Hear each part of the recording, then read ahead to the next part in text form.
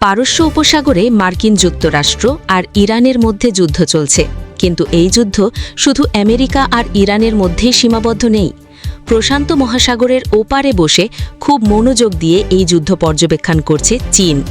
সিএনএনের এক প্রতিবেদন বলছে, চীন এই যুদ্ধ থেকে মূল্যবান সামরিক শিক্ষা নিচ্ছে। আজকের ভিডিওতে জানব ইরান যুদ্ধ থেকে চীন কি শিখছে এবং কেন এটা গুরুত্বপূর্ণ। ইরান যুদ্ধ এখন তৃতীয় মাসে প্রবেশ করেছে। চীনের সামরিক বিশ্লেষক এবং তাইওয়ানের প্রতিরক্ষা বিশেষজ্ঞরা সিএনএনকে বলেছেন, চীন এই যুদ্ধ থেকে তিনটি প্রধান শিক্ষা নিচ্ছে। প্রথমত, প্রতিরক্ষা ব্যবস্থার দুর্বলতা; দ্বিতীয়ত, সস্তা ও উন্নত অস্ত্রের মিশ্রণ; তৃতীয়ত, যুদ্ধের অভিজ্ঞতার গুরুত্ব। চীনের বিমান বাহিনীর সাবেক কর্নেল ফু কিয়ানশাও বলেছেন, এই যুদ্ধ থেকে সবচেয়ে বড় শিক্ষা হল প্রতিরক্ষা ব্যবস্থা কখনোই উপেক্ষা করা যায় না। ইরান কিভাবে আমেরিকার পেট্রিয়ট এবং থার্ড ক্ষেপণাস্ত্র প্রতিরক্ষা ব্যবস্থাকে ফাঁকি দিয়ে হামলা চালিয়েছে, সেটা চীন খুব ভালোভাবে পর্যবেক্ষণ করছে। কর্নেল ফু সিএনএনকে বলেছেন, ভবিষ্যতের যুদ্ধে অপরাজেয় থাকতে হলে নিজেদের প্রতিরক্ষা ব্যবস্থার দুর্বলতা চিহ্নিত করতে হবে এবং সেগুলো ঠিক করতে হবে। এখন দ্বিতীয় পয়েন্ট, সস্তা ও উন্নত অস্ত্রের মিশ্রণ। ইরান এই যুদ্ধে অত্যন্ত চতুরতার সাথে দুই ধরনের অস্ত্র ব্যবহার করেছে। একদিকে স্বল্প মূল্যের শাহেদ ড্রোন আর সাধারণ ব্যালিস্টিক ক্ষেপণাস্ত্র, অন্যদিকে কিছু উন্নত প্রযুক্তির অস্ত্রও ব্যবহার করেছে।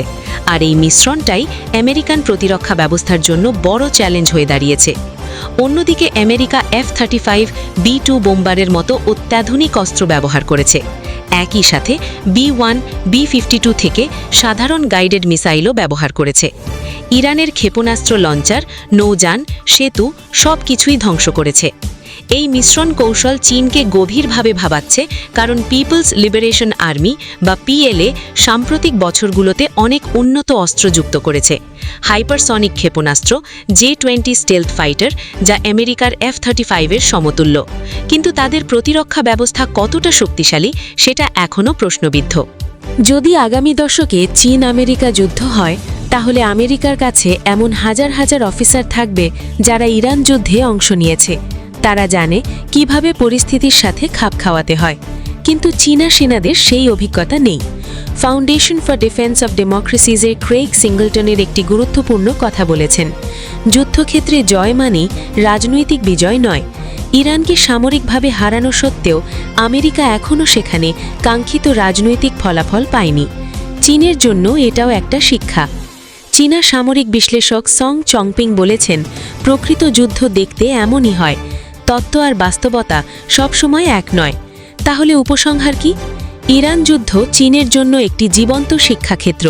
তারা দেখছে আক্রমণ ও প্রতিরক্ষার ভারসাম্য কত গুরুত্বপূর্ণ, সস্তা ড্রোন আর উন্নত অস্ত্রের মিশ্রণ কত কার্যকর, আর সবচেয়ে বড় কথা, যুদ্ধের অভিজ্ঞতার কোনো বিকল্প নেই।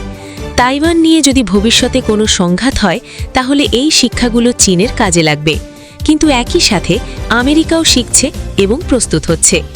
আপনারা কি মনে করেন, চীন তাইওয়ান নিয়ে ভবিষ্যতে সংঘাত হবে? কমেন্টে আপনার মতামত জানান। ভিডিওটি ভালো লাগলে লাইক করুন, শেয়ার করুন এবং চ্যানেলটি সাবস্ক্রাইব করে বেল আইকন টিপে রাখুন। দেখা হবে পরবর্তী ভিডিওতে।